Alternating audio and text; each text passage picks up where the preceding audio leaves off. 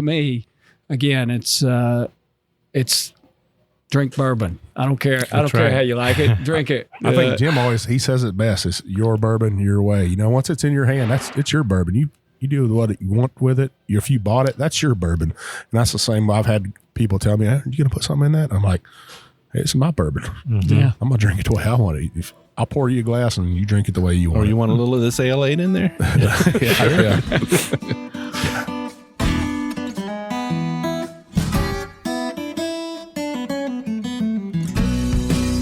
Welcome to another trip down the Bourbon Road with your hosts, Jim and Mike. So grab a glass of your favorite bourbon and kick back.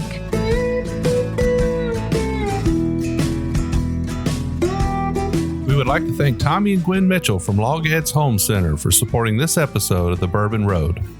Find out more about their fine rustic furniture at logheadshomecenter.com.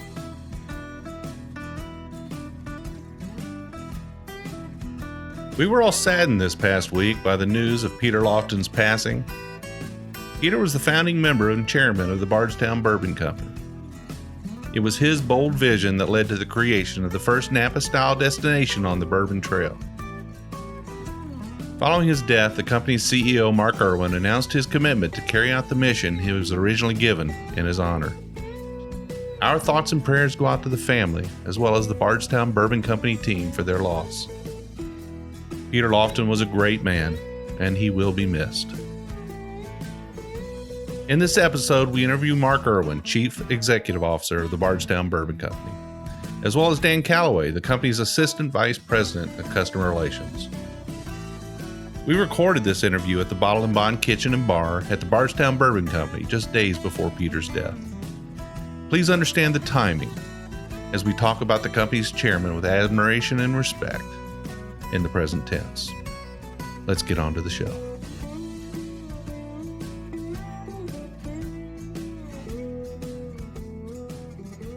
Hello, I'm Jim Shannon. And I'm Mike Hyatt. And this is the Bourbon Road. And today we are in Bardstown, Kentucky. Where are we at, Mike? Bardstown Bourbon Company. Who do we got with us? We got Danny and we got Mark. Or Dan, is it?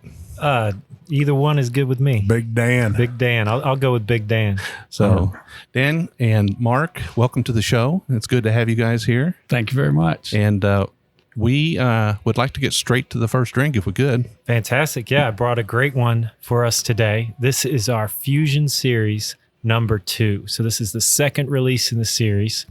The Fusion combines our product with a sourced Kentucky bourbon, and it's a blend. So we've been distilling since 2016. In that time, we started at 1.5 million proof gallons, doubled above 3, and then we'll hit 6.9 million proof gallons this year. So incredible production. But our oldest whiskey is only 3 years old. So to introduce that to you guys and to the market, we blend it with sourced bourbon. So we started at 2 years with Fusion 1. Now we're up to 3 years, our part. And we put exactly what goes on. So if you see the bottle right in front of you, we list the mash bill right on the side. So Fusion number 2 is a blend of our rye bourbon, 36% rye bourbon, a wheated bourbon, and the sourced. And we put the percentages right on the label so you can see exactly what's in it. That's a pretty sexy bottle. Yeah, it is. Now, I've had the Fusion 1. It's been a while since I tried it, but I've had the Fusion 1 and I have fond memories of it. I haven't had the 2. It's not been out very long, though. It's just releasing this week. So the cool thing about this, though, we just came to market in March with Fusion 1. So what you're going to be able to do is see the bourbon age inside of the product. So if you have Fusion 1, you had the experience of our 2-year product inside of the same mash bill. Now you got the exact same mash bill with our product being 3 years inside of it. So just to see our product age as it comes into the market. That's great. Well, Mike, I can see you're fidgety here. We need to get to this bourbon now. I have some heavy pours, though. Look at that. Who poured this? I don't know. It's like Andre the Giant drink right here. Yeah. And the coolest thing with these being blended in-house is we have a full culinary team here, amazing beverage team, along with our incredible distilling team.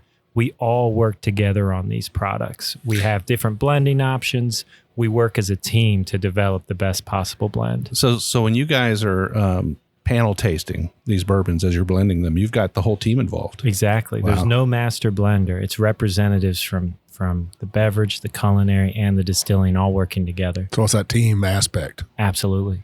Yeah, I like that. I like that it's not just one person in there deciding what the company's doing. It's that whole team getting together and saying, hey, this is what we're going to put out this year. Yeah, and different perspectives. Chef Castro, our wonderful chef, he may see whiskey in a different way than Steve Nally, our master distiller. And with them working together on these blends, you get just an incredible product. Well, let's check it out. Cheers. Cheers. Cheers.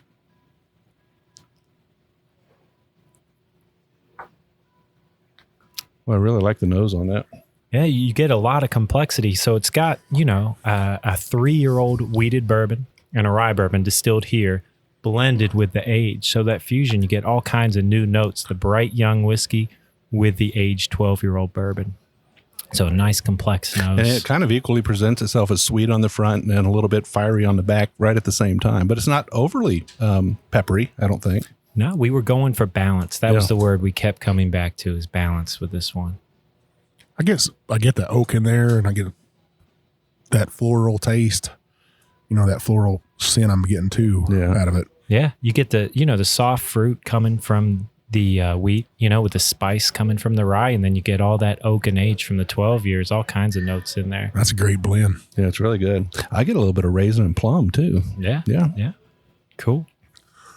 Now, Mark, what's your background?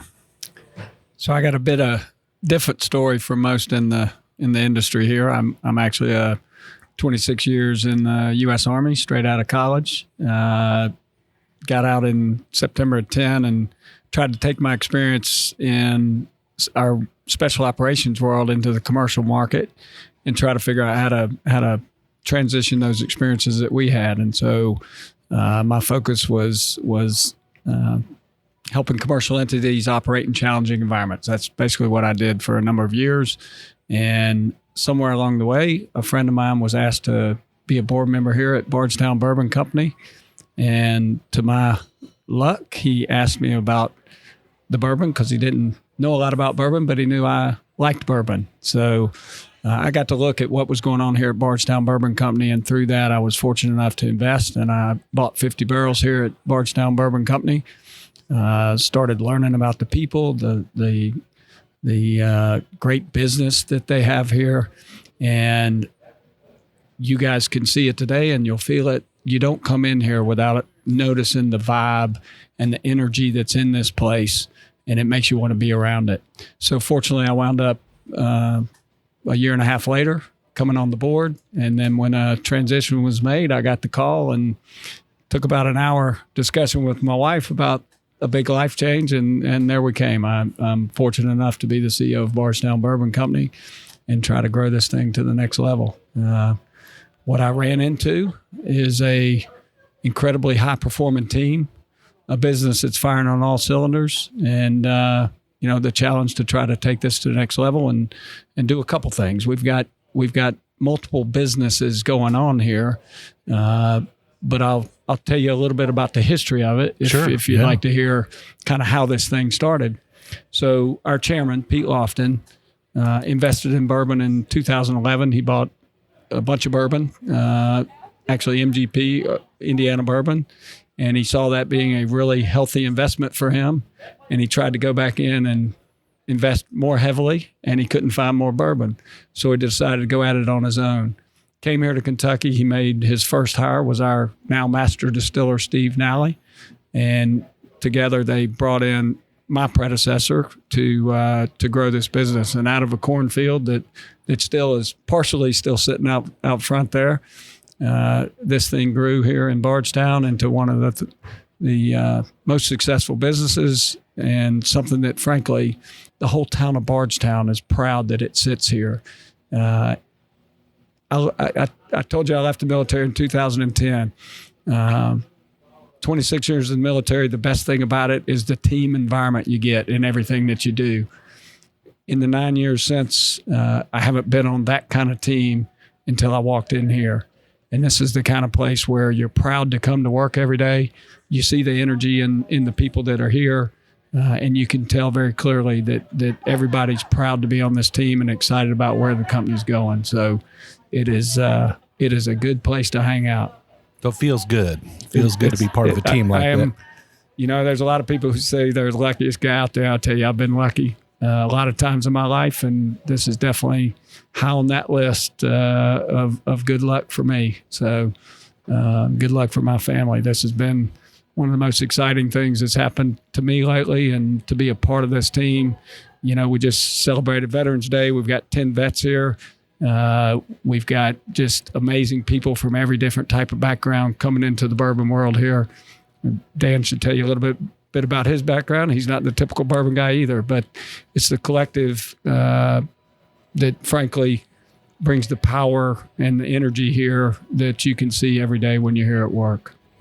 Well, Mark, first let's say thanks for your service, man. We really appreciate that here at the Bourbon Road, and I appreciate that. Carolina boy here coming here to Kentucky, it's probably a whole different aspect for you. Been in Carolina most of my life, but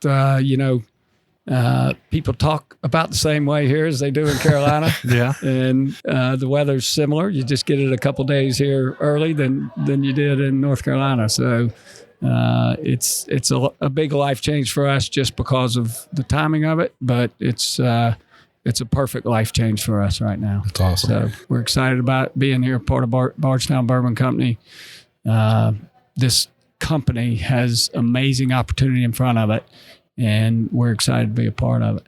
Well, we probably ought to let our listeners know. I'm sure they hear a little bit of stuff going on in the background. We're actually at a dining table in the Bottle and Bond kitchen here at Bardstown Bourbon Company. Yeah. And we're sitting here. It's a beautiful place. We're looking outside of the cornfields, the corn that's been cut, and just a beautiful place. But this is a functioning restaurant. There are people walking through here and probably wondering what the heck we're doing over here, I think. Yeah, and it goes with our whole mission of providing a complete experience. And part of that is Bottle and Bond Kitchen and Bar, led by Chef John Castro. It's been running for about a year.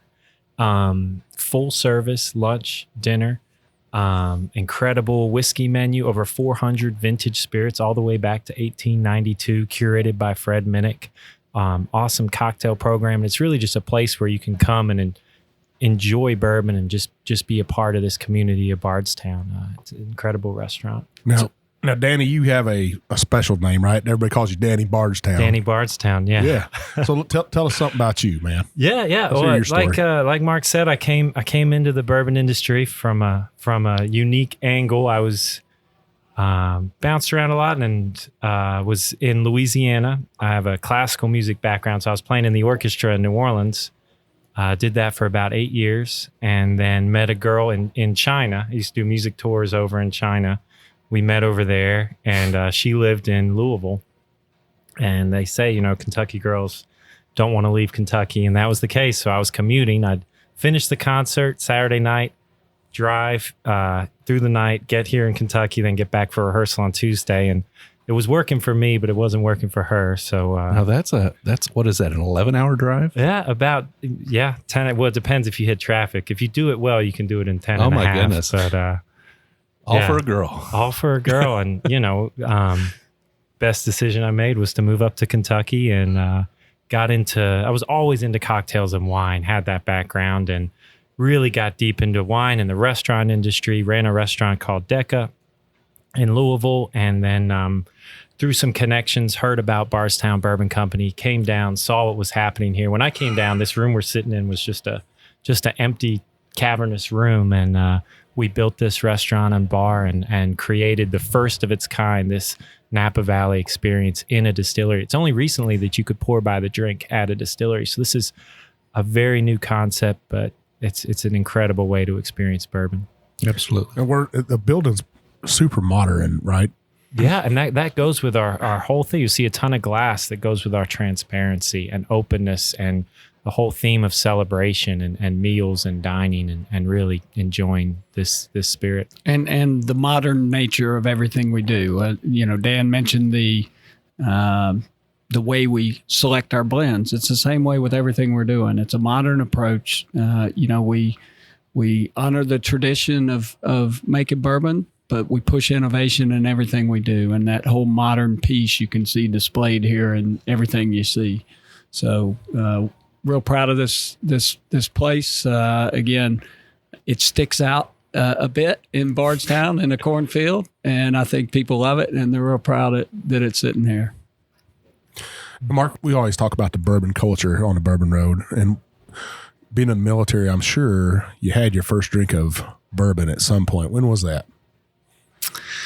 Yeah, there is a bourbon culture in the military, and it's, American whiskey has been part of military tradition forever. Everything from medical reasons to Liquid just courage. having a liquid courage and having a sip and whatever. But I can't tell you the first time, but I can tell you there's countless times where I was sitting in places where we probably weren't supposed to have whiskey, that we might have had a toast just to friendship and the things that we went through and the things that we did. You guys are both military vets. You understand it. You have unique experiences, and the way you share them with people sticks with you. And I can remember numerous times sitting in different places where someone was fortunate enough to come up with a bottle and get to share it with your buddies. And so there's been numerous times where that's happened in places where I probably wasn't supposed to be drinking alcohol, but it's just part of the way things go, right? It's part of life, right? Yeah. That military morale. What about you, Dan? I like anyone else, I came up on the cheaper side of things, first sips, but it was later on that I learned to truly enjoy it and see the process that went into it, the variations and what bourbon could be, and that's when I really started to appreciate it. Now, when you first started drinking bourbon, were you a sipper or were you a highball guy? Or Nothing to be proud of. oh my goodness! No, I think that comes with time. Well, this is the place to tell them secrets. Your parents can't whoop you for it now. Dan's a wine guy. Is how he started. So you think about the way you think about wine, and then that's why he's saying, think about the way he thinks about whiskey today, and the way he breaks it down. It's the same way that it came from the wine world, I'm sure, for him. Exactly. For me, I've always, it's been, you don't have a lot of flexibility. You got a bottle, so you try to figure out the best way. And so for me, it was always starting out neat. Yeah. And now I've learned a lot of different ways to enjoy it. But but neat has been the way that most often it broke open for me.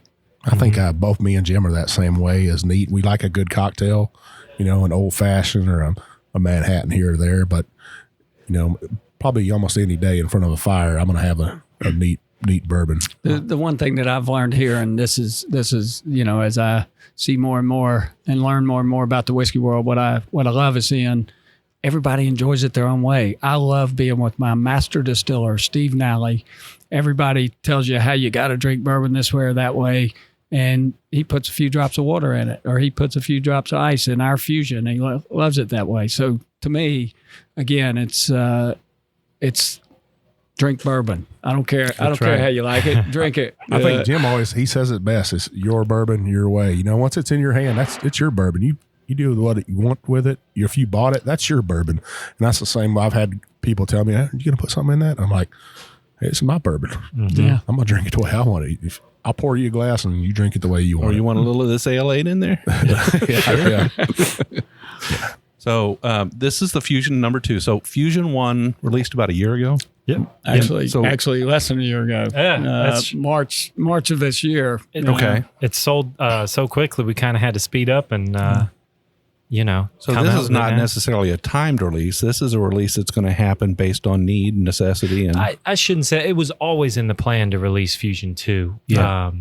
Moved up a bit. But, yeah, I mean, look, we're in an amazing stage where, we've got a great groundswell. We're only selling in 6 states right now. We focus on what we call our home turf, which is we consider everywhere from Tennessee to Kentucky to Indiana to Illinois. And then we're in Florida and California as well right now. So we've got a great groundswell with the things that our products are doing. And we're going to open up in probably 6 more states next year. So we're guessing on, like everybody, where's the buzz going to take the product, and how can we get it out there and make sure we have enough of the product at the right time. So we're going through that every day, and we're excited about where we're going to go over the next few years. You're going to see in 2022, most likely. That's when our bourbon's going to hit 6 years. We think that's probably going to be about the right time. We'll release it when it's ready, whether that's 5, 7, whatever. But right now, we're kind of guessing that 22 is going to be the year you're going to see 100% our product come out. And so that's when we think we'll really open up to big business. So does the fusion at that point kind of just go away? It's a great question. Yeah. We've had a lot of discussion on that, and look, we think the fusion probably will go away at that point. We think our art of blending, which we'll talk about after the break here with Discovery Series, is where we'll keep going with our blended products, and fusion will probably phase out. And so you better get your bottles while we go in here, because in 22 you may not be able to get fusion anymore, but you're going to get our core product. Now, is it fair to say that batch 2 batch size is probably larger than batch 1 batch size based on demand? I think that's fair to say. Okay. Yeah. And you'll just do what you need on the next batch to see that, especially with the expanding in more states. I would think We're a lot more expansion. We're going to keep going. By 22, we'll probably be in 30 states. We'll keep growing and be ready to launch that core product. What about overseas? We're in discussions on that. We've got a whole separate business that we hadn't talked about yet. That's our collaborative partner program, where we make bulk bourbon for others. So we're looking at a number of ways we can get into the international market. Right now, it's not our core focus. Certainly not for our product. We're gonna focus our product in the States at this point. But I can see us doing some international work in the near future with our bulk product. And what about in military exchanges and stuff? So it's interesting. We're having discussions about that. All of those high volume opportunities like that are something that we've got to be careful of right now and thoughtful about how we go into those. Some of them being in controlled states where we might not be playing. So we're having a thought of that right now. As a matter of fact, as you mentioned, I'm from North Carolina. I've got a lot of friends that are asking me for my bourbon right now, as you could imagine. Oh, so yeah.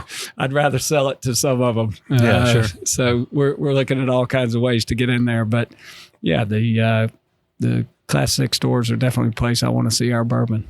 Not a lot of people know what a Class 6 store is, though, right? Yeah. So there's your liquor store on military installations. Yeah. So Class 6 items are non-essential items, right? Basically. I think it's pretty essential. I do too. Morale builder right there. That's a morale builder.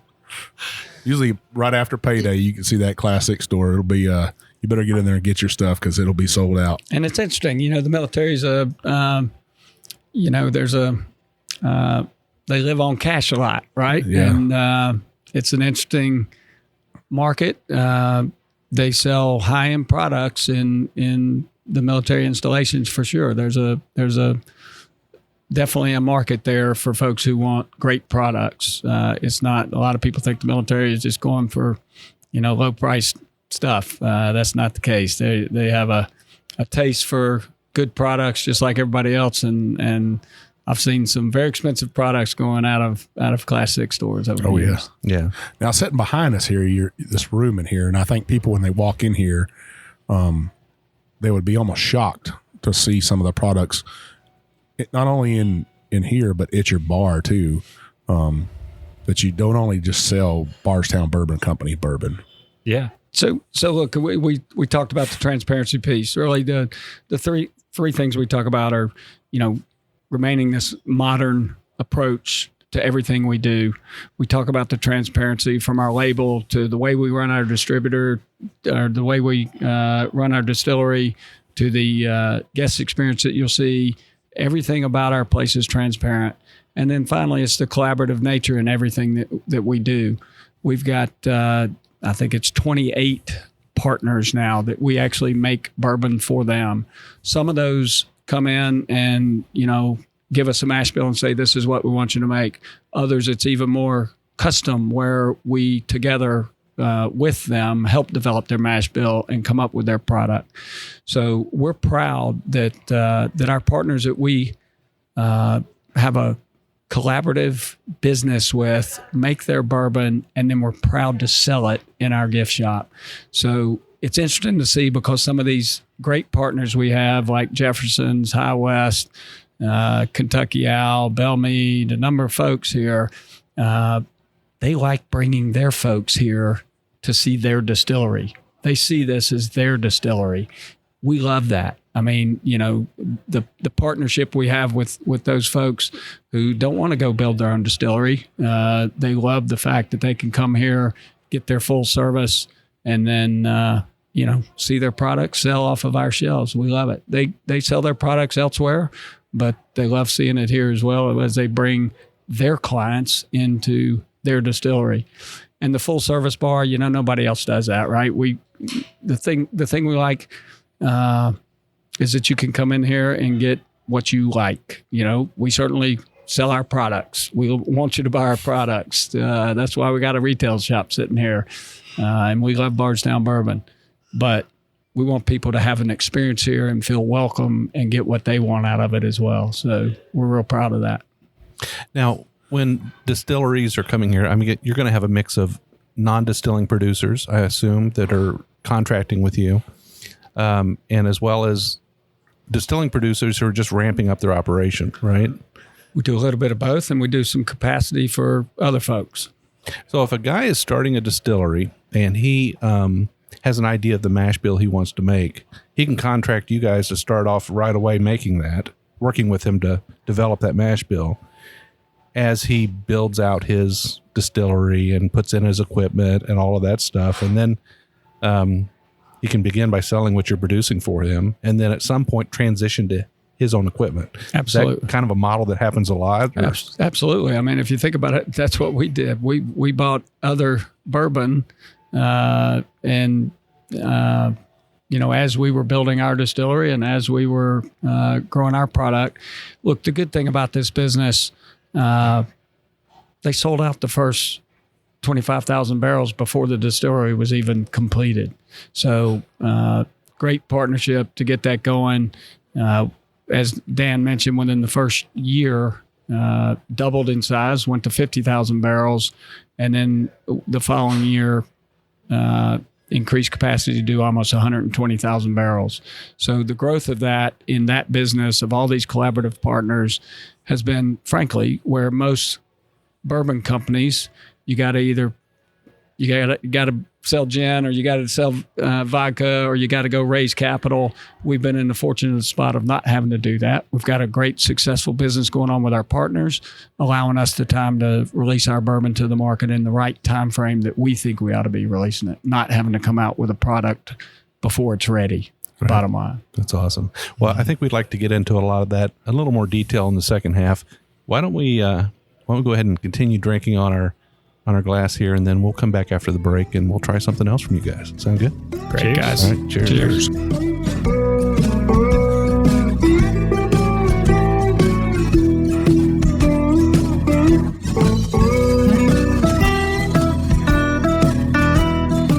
We would like to thank Tommy and Gwen Mitchell from Logheads Home Center for supporting this episode of The Bourbon Road. Logheads Home Center, nestled in the hills of Kentucky, is an industry leader in building handcrafted rustic furniture. Family owned and operated, they take pride in offering only the very best for their customers. The Logheads, and that's what they like to call themselves, are skilled woodcrafters who are passionate about creating rustic furniture for people who appreciate the beauty of natural wood. Owners Tommy and Gwen don't just sell the rustic lifestyle, they live it. And you can be sure that Logheads furniture will always be handcrafted in Kentucky by artisans who embrace the simple way of life. Logheads rustic furniture is made from northern white cedar, a sustainable wood that's naturally rot and termite resistant. Its beauty and quality will add warmth to your earthy lifestyle for generations to come. Be sure to check out everything they have to offer at logheadshomecenter.com. And while you're at it, give Tommy and Gwen a shout on Facebook or Instagram at Logheads Home Center.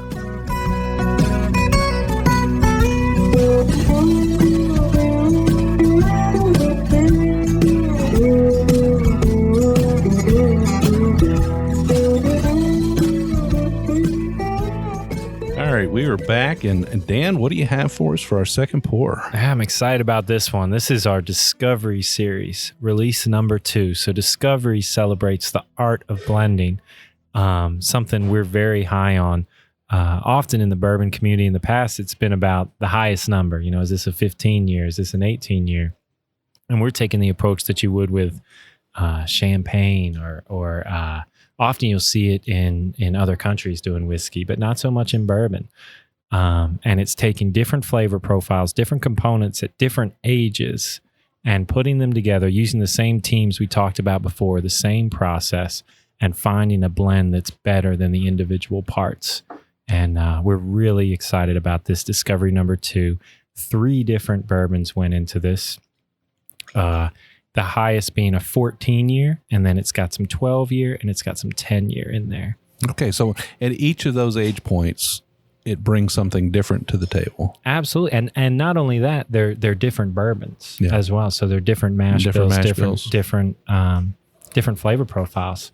So the 14-year, you really start to see the oak influence, the age. It's really rounded out at that point. The 10-year still has some of that cinnamon, some of that brightness to it. So it's cool. Let's check it out. Yeah, so right away you're getting a lot of those oak notes of caramel, roundness. There's leather on it. You get some baking spices in there. Yeah, definitely. There's the 10-year that went into this had a good amount of that baking spice on it. Yeah. Brings a lot of it to it. And then we serve all this Discovery series is cask strength. We talked about, drinking bourbon. It's your bourbon. Drink how you want to drink it. This puts you in control of proofing it down how you want to enjoy it. Now, what was the proof of this? It comes in about 122. Wow. I love So it's whenever cask strength. you can nose a bourbon and you just don't get that giant whiff of alcohol, and this you definitely don't get that. You get all that oak and the vanilla and caramel. That's what's most impressive to me about this. It's 122 proof, but it definitely sips a lot smoother than what you would think from that. Cheers. Cheers, guys. Says the guy with 26 years in the military. Drinks smooth. Yeah. The guy that went to John Wayne High School. Wow, that is pow. Yeah. I mean, pow. That's really good. That's got a I don't know, just sort of a everywhere at once kind of. Yeah. Massive finish too. Just stays with you in an awesome way. I put it up against any bourbon out right now. That's pretty amazing. Yeah. Well, there's so much going on in that. That's really good. Yeah. It's I'm trying to pick notes out, but it's just it's overwhelming my palate with flavor. It's kind of an explosion. Yeah. Me too. It just rings. I call it a church bell finish because it's just going. I think this is something you got to kind of sit with for a while, and it will just start to unveil itself to you over time. Yeah, it opens up wonderfully, and as you sit with it, put a tiny drop of water, and you'll get new flavors. It's an awesome product. We talked about what we drink at home. This is one I enjoy at the house currently. I drink, sometimes I'll drink the blends that didn't make it, or something a little younger. As we're in the process, something doesn't work out, instead of dumping it down the sink, there might be a little more of it left. Yeah. So. See, Dan's got his secret stash. I'm still working on building up my. I haven't been here long enough to build up my collection of throwaways. One Monster Infinity bottle, right? Right. Working on it. Yeah. I think my Discovery 1 still has probably 2/3 in it. I just visit it. I just go back and I visit it. And I do that with a lot of bottles. It just takes me a while to get through something. So. Currently on our flight, we're pouring our exclusive flight here. We pour Fusion 2, Discovery 1, and Discovery 2. We're serving them concurrently just so you can see different profiles you can make in blending. They're very, very different approaches. That's pretty amazing. So you brought it up. So what are you, besides Bardstown Bourbon Company's bourbon, what else are you drinking, Dan? Yeah, like I said, a lot of what I'm drinking right now just because I'm interested in the aging and the blending. I've been drinking a lot of blends that didn't make it to see, where an issue was or just to compare it to the one that won out of the blind tasting. And then I also have some finishes in our collaborative series. Say we have an apple brandy finish. I will pull a sample at 10 months and there'll be a little left over. And I like to see the progression through time. We can hit it at 6 months and 10 months and see how it develops. So this last month, I've been just sipping on things that almost became products and comparing them to what I taste during the day, which are the finished products. Now you have a finished product on the shelf in the gift shop right now, right? Yes. Got a few of them. Yeah. One that's, we have our premium, our collaboration with Copper and Kings. While we're waiting for this finish to go away on this one, you can tell us a little bit about that. Yeah. So this is a distillery only release. So you have to come here to try it, purchase it, enjoy it. It's just sold here. It's a collaboration, so a finishing product with Copper and Kings. Their name's right on the label with us. We celebrate both companies. It's a 10-year bourbon that went into a Mistel barrel. Mistel being grape juice and brandy put together. So it's got some sweetness. It's got some sweet grape notes to it. Was in that barrel for 18 months.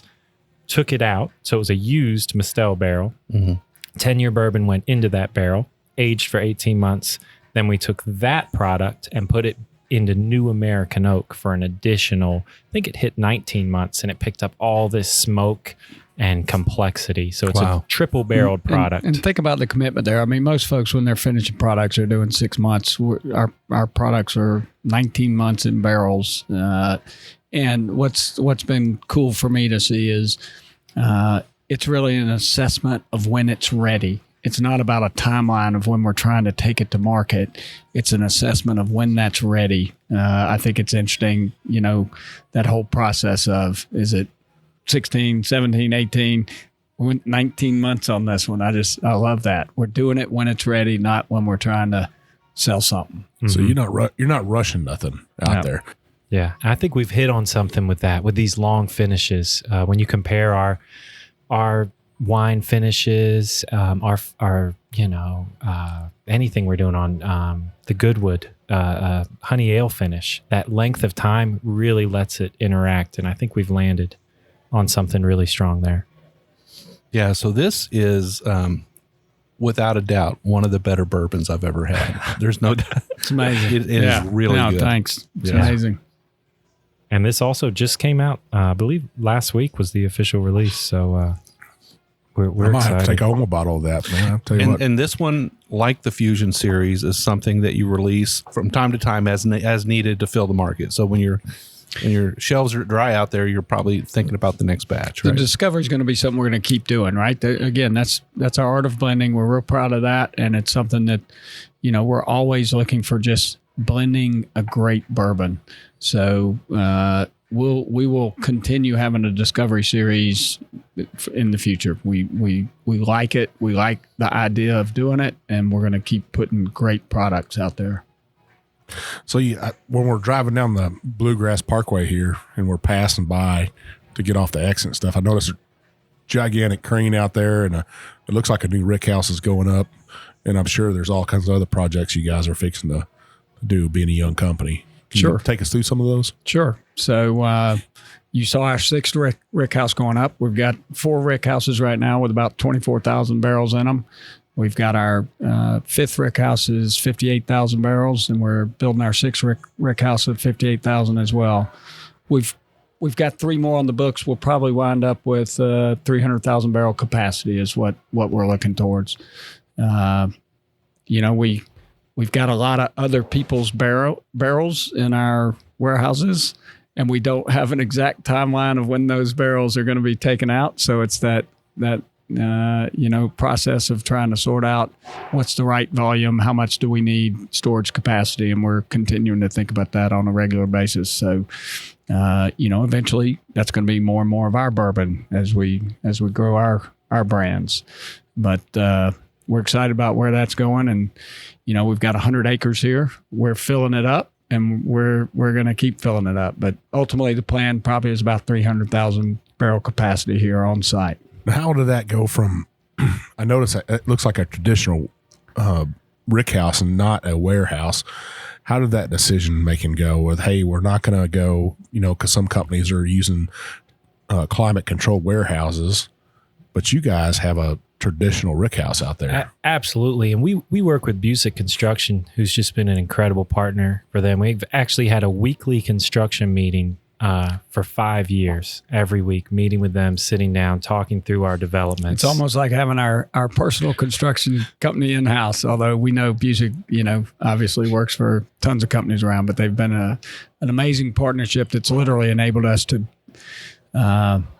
do things in a very economical way and in a rapid fashion that probably couldn't be done if we didn't have the relationship we do with Busick. Now, does it get kind of so with these traditional rick houses? You've got how many levels in them? Well, the smaller ones that you see is kind of 6.5, Yeah. and the big ones, the 58,000, goes up to 7 floors. And the reason we don't do, because you will see palletized and climate control. And to speak to both of those points, airflow. When you palletize, you lose some airflow. That natural aging we love, and that goes with the climate control. I mean, this Ohio River Valley, this area of Tennessee, Kentucky especially, Indiana, is where you want to celebrate the ups and downs of the climate. It snowed here, 2 days ago, and a week before that, I think we're in a t-shirt. So that natural aging, the pushing and pulling of the wood and the spirit moving into the wood is what we want. So we want let Mother Nature do it, and we want the airflow through the rick house. It's interesting. We talk about all of the technology and the science that goes into the distilling process, and then we put them in these dumb warehouses, and it becomes something that just sits there for 6 years. It definitely looks, interesting when you drive by and you just see all this wood out there. We're in a very modern building, concrete and steel, and then right outside, it almost looks like you're building Noah's Ark out there. It's just a big pile of wood out there, right? It's amazing. I actually went last week and watched some of the process. I mean, just to see, they've got it down to a science, and Busick Construction's been doing them for a long time, and they've got it right. So it's awesome to see those things go up. It does make you scratch your head a little bit when you think about, Steve in there. He's focused on consistency and a very accurate process to produce these whiskeys that are going in the barrels. Mm-hmm. And then you're going to send it out here to unknown weather, barrels that from one barrel to the next, they're not the same. Mm-hmm. So that very controlled white dog is entering into an unknown world. No, it's amazing to watch. We truly have one of the most technologically advanced distilleries anywhere. No question about it. We've got some of the latest equipment. Steve Nally, as you mentioned, master distiller, and then John Hargrove, who brought a lot of his food and beverage experience into this and some of the technology from that world into our distillery. And we've got an amazing art and science going on back here. And then out there, it's all about Mother Nature taking control of it. So your stills in there are from here in Kentucky too, right? Yeah, we work with Vendome. Great relationship with them. Custom stills, custom doublers. Cool to see a business like Vendome. I think is about 99% of the stills around the world, and it's a family-owned business still. I think that's a cool. Yeah, it's cool amazing business to hear that a company that takes up a full city block in Louisville has only 75 employees.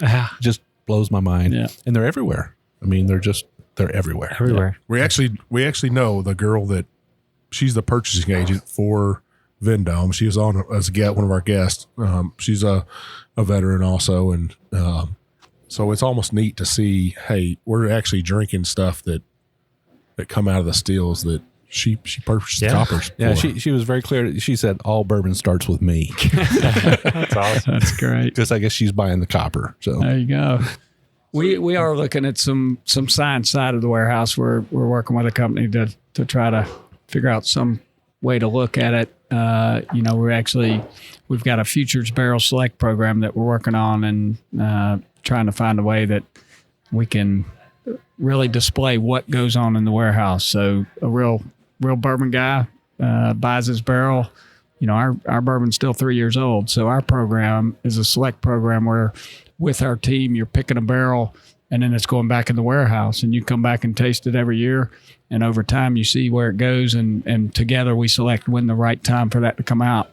But we're trying to develop some technology to where they can literally watch their barrel. They can sit there wherever they are, and they can see the temperature. They can see what's going on with their barrel in our warehouse. So we're trying to bring a bit of technology into that world of lack of technology in the warehouses. That's almost as bad as watching your stocks. Well, some people actually like to it. We think it's going to be a hit. We'll see. Yeah. So who's your customer there with that barrel selection? Who are the people that are coming in and making those early selections?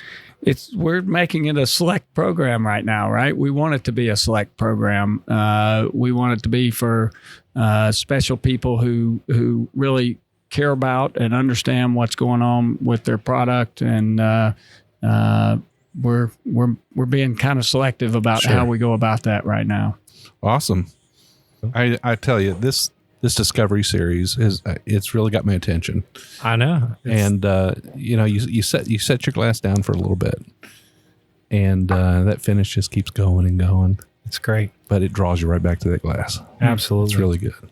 And, using these different mash bills and seeing how the flavors work together. I don't know if we mentioned it, but we make 41 different mash bills in that distillery and turn them over. Individual, unique recipes. It actually goes up to 65 recipes off 41 mash bills that we pull off. Most distilleries may do between 1 and 5. So really digging into what the grain does to influence a bourbon is something we love to explore. The logistics of that just blow my mind. I mean, it must be very difficult to manage. Yeah, it's that many batches. Now, are you doing a mixture of sweet and sour mash, or that's interesting because when you turn them over, you kind of lose that ability. Right. The sour mash being putting it back in, so we can store in a separate location that recipe and create a sour mash. So you don't that necessarily way. get the energy conservation part of it, but you do get that that pH control. Right, and we try to line up. These are mapped out a year at a time. So the production, these mash bills, how we run them, when we run them, because they're different amounts for different companies, is a year in advance, which is just incredible how they pull that off. The planning. And think about procuring the different grains, the amounts, the storage. It's just an amazing thing they pull off back there. But part of it is storing that. So you mentioned a little while ago that you have some other finished projects that are underway. Do you have a lot of stuff going on? A lot of R&D? Yeah, a lot of, we're digging into potential finishes. We've got some things coming in the single malt category. We have a great finished product we're so excited about, which is the Prisoner Wine collaboration, which will be out very soon in January. So awesome wine company, long finish with Prisoner Wine, long barrel finish, sure, aging time. The cool thing about it, as we talked about, these barrels are put up for 18, 19 months. We had a great release of Pfeiffer Pavitt, a Cabernet out of California, and we've already got more barrels over there of that ready. They'll be ready in 11 months or something. I mean, literally, it's that kind of process that we're going through. We've already got the next level out there to be coming out a year from now. Pfeiffer Pavitt was a big enough hit that you're going back now and you're making another release of it. Mm-hmm. That's awesome. So we'll do the same thing with Prisoner. We're coming out with Prisoner now, but we've already got the next Prisoner barrels getting ready to come in. So we're focused on keeping those going because they're great hits. Mm-hmm. You almost great have to. products. It seems like you'd have your team here has to be pretty dang amazing. You guys are managing a lot, like Jim said, of 41 different mash bills. Think about keeping 28 clients happy. Yeah, that's your team here has to just be working their tails off to make sure everything's running right. It's amazing to see the operations back there. I mean, it's 24/7. It's nonstop process. I think Hargrove gives the team 17 days off for a real thorough cleaning of the equipment. Is the only time we're not, nonstop distilling.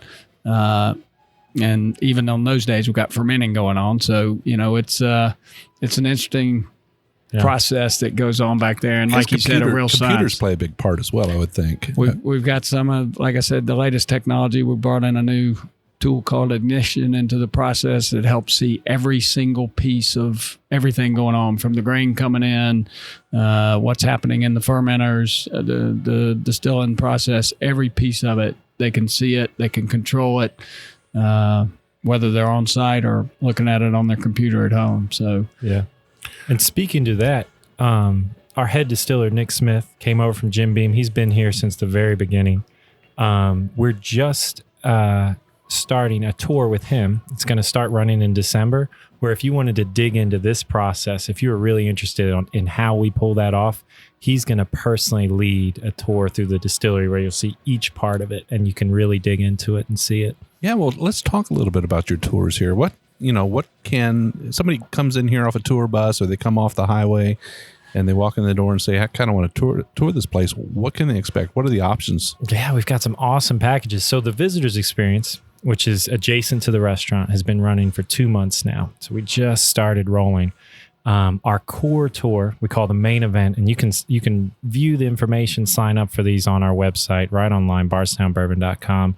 Main event is just an awesome tour where you start with the distillate. You start tasting distillate to mature it to blends right off the bat, and you see how we make our fusion blend.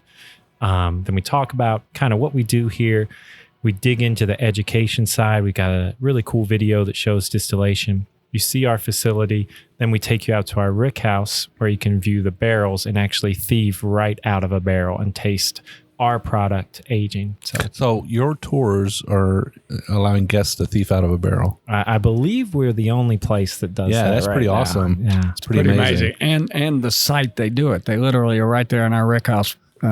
We've got a beautiful site there that's probably going to turn into some type of members club down the road here. It's a rick house bar, and it's an amazing site. You guys got to come see it. A rick house bar.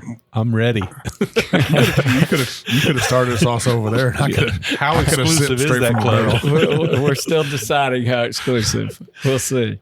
Yeah. So what about how those tours cost money, or It's a $20 tour currently, but it includes a ton of pours. No, not a ton of pours. A state legal amount of pours.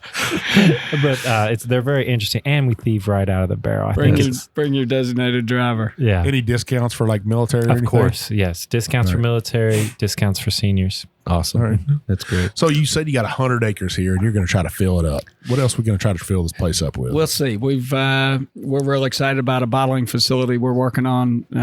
We want to be a one-stop shop for our customers, and that'll really help not only them but us as we take that on, and we hope to see that process moving forward here. We're working on everything from working with the city, working with the county, working with the state, trying to make sure we're doing it all the right way. But we're excited about that thing coming on board in the new year. A hotel has always been in the discussion here. Look, we want a Napa Valley experience. That was the whole concept when this place was developed. To be able to come here, experience this place, and you guys have seen it. It's just a place you want to hang out. So to have a hotel right here on our property would be pretty priceless for us. We have brought in a bunch of consultants. We're looking at it as a business. We're trying to figure out the best way to do that. But there's a need here in Bardstown. There's a need here in the community. When these events, Bourbon Festival, Bourbon and Beyond, Bourbon Chase Run, all these different events go on, you can't get a hotel around here. So there's definitely a need, and we're assessing that right now because we'd love to see one sitting right here on our property. I'd like to see the Bardstown Bourbon Festival move out here and be here. That, to me, that would be amazing, and take that to that next level. With the town may fight us on that. They got all the other folks may fight us on that, but it's we welcome them out here. And look, it was literally our best day ever here at the restaurant, I think. And when the Bourbon Festival went on this year, Danny Bardstown was down there handing out our menu, and people came running. I think we came over here and ate that day. Yeah, We came down here to the festival, and and hung out for a little bit. And, We had breakfast with the town fathers first, and then we came out here and had lunch. So it's a good day. we started out with bourbon mimosas and then ended up here with some old fashions. Oh, very good. Very good. Drank some Dusties out of you guys' collection. Talk a bit about our barrel aged. Dan he brought up old fashioned. Talk a bit about our barrel aged cocktails. We have, my understanding, my research, the largest barreled cocktail program in the world. So we do our barreling. Often you'll see it in a little barrel on the bar top. We do ours 53-gallon full-size barrels. We have 7 of them currently in our rick house aging. They're Manhattans, they're old fashions. The cool thing we do, not only do we build a unique cocktail in them, so we'll do different recipes, different blends for each one and see how they age, but we'll put different ingredients in there with it. We'll put orange peels in there. We'll put eucalyptus in one. Put a little dash of something else in there, little different bitters, and just see how they go. And everyone gets involved in it. The distillery guys help us procure the barrel char levels. It's really a representation of the collaboration here at the company through that barrel cocktail program. And it's one of the best things you can get. So these are ready to pour cocktails. So what's in the barrel is the bourbon, the sugar, and the bitters, and whatever else you decide. And it all ages together. Wow. You know, one of them's going to hit 10 months pretty soon, sitting there. And these are new charred oak barrel. And so you might have a barreled old fashioned here now. Come back a month from now, you're going to get a completely different flavored barreled old fashioned. Wow. So it's really unique the way we've got that program. Right. That's amazing. How long's that program been going for? Probably, I'd say it's almost a year now, and it's just been a hit. And we love making them, and we love enjoying them with people. And we've had fans from the beginning that know what batch we're on. You know, we're switching the batch, different barrel, completely different batch, different flavor. You know, one will be really deep and rich, and one will be kind of herbal. It's fun.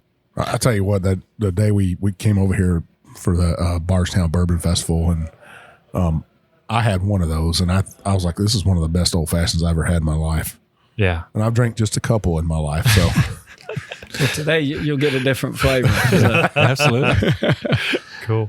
Well, Dan, Mark, it's been a blast. We would like to give you the opportunity to let all our listeners know how to reach out to you. Most of them probably know you already, but just in case that fringe drinker out there, that fringe bourbon fan out there would like to go out and check you guys out on Instagram or the web, can you tell them how to reach you? Absolutely. BardstownBourbon.com. Then on Instagram, you've got Bardstown Bourbon Company. You've got Bottle and Bond.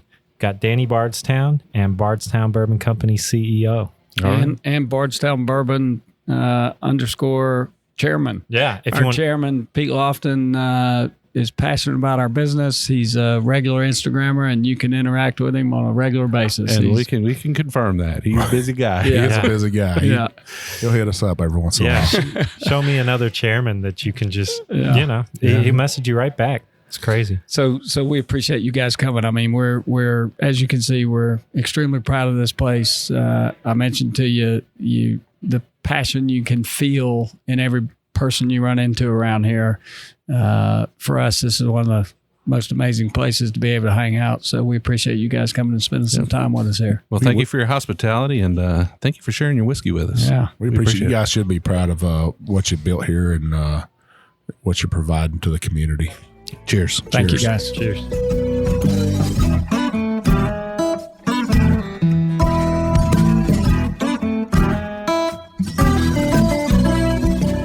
We do appreciate all of our listeners, and we'd like to thank you for taking time out of your day to hang out with us here on the Bourbon Road. We hope you enjoyed today's show, and if so, we would appreciate if you'd subscribe and rate us a 5-star with a review on iTunes. Make sure you follow us on Facebook, Twitter, and Instagram at the Bourbon Road. That way you'll be kept in the loop on all the Bourbon Road happenings. You can also visit our website at thebourbonroad.com to read our blog, listen to the show, or reach out to us directly. We always welcome comments or suggestions, and if you have an idea for a particular guest or topic, be sure to let us know. And again, thanks for hanging out with us.